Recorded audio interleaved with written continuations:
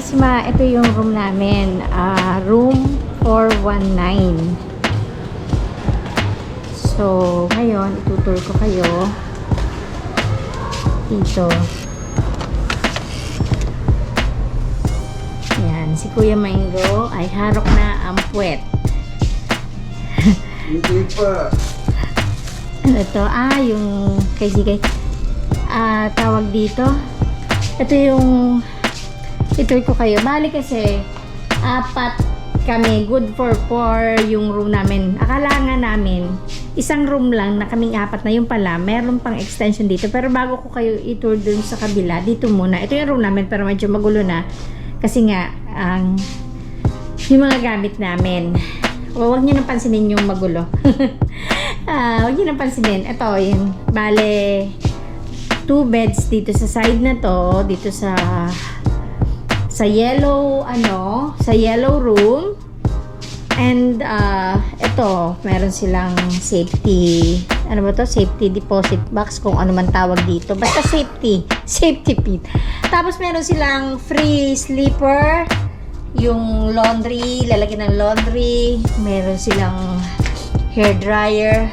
Wow, merong ang tawag doon, yung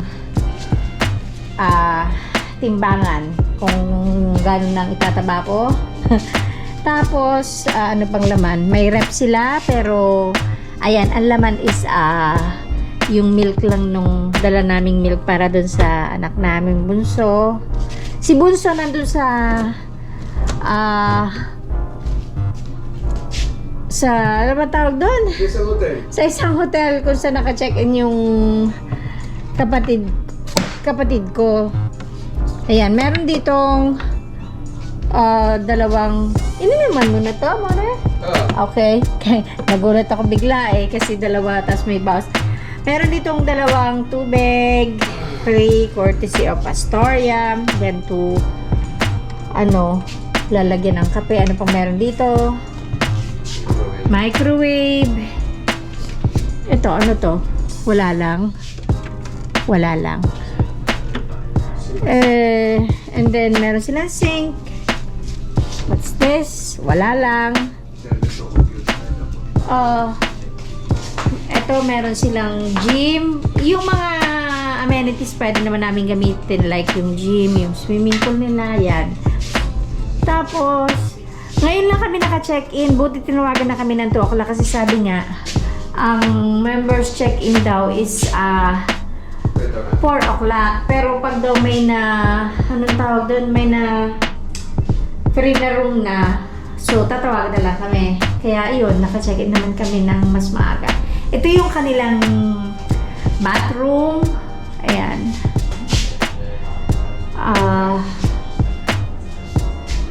Malaki yung bathroom nila. Pero compare sa Astoria, Palawan, mas malaki yung Astoria, Palawan talaga.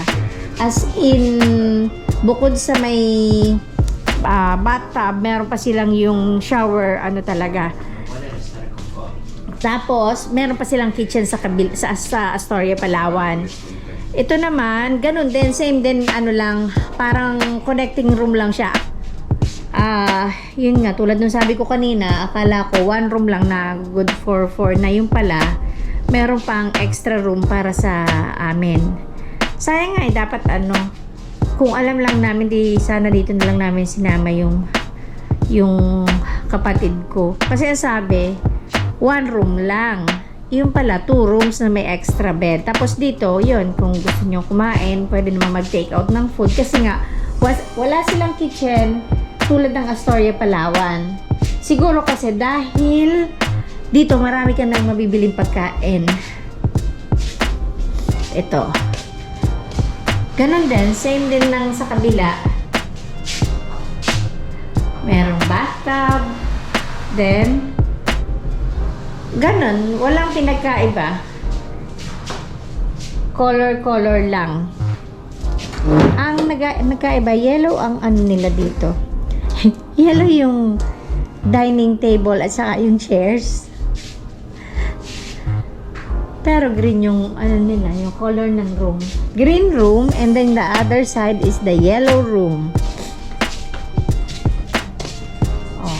So, ito lang yung kabuuan ng room namin dito sa Astoria.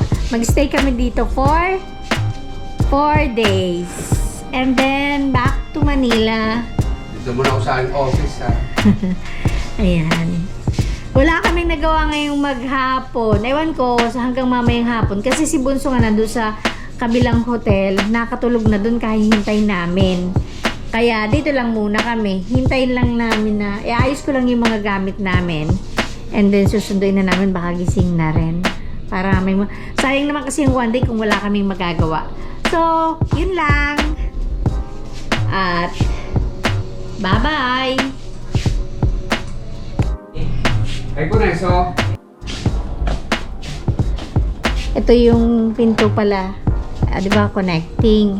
Ito naman yung pinto. 420 naman ito. Pero yung isa na lang siguro ang gagamitin namin.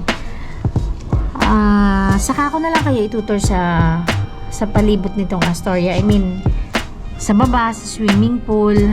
Kasi maganda yung pool nila daw sa gabi. Sabi nila ha, maganda yung swimming pool sa gabi. Siguro may mga color coding yan.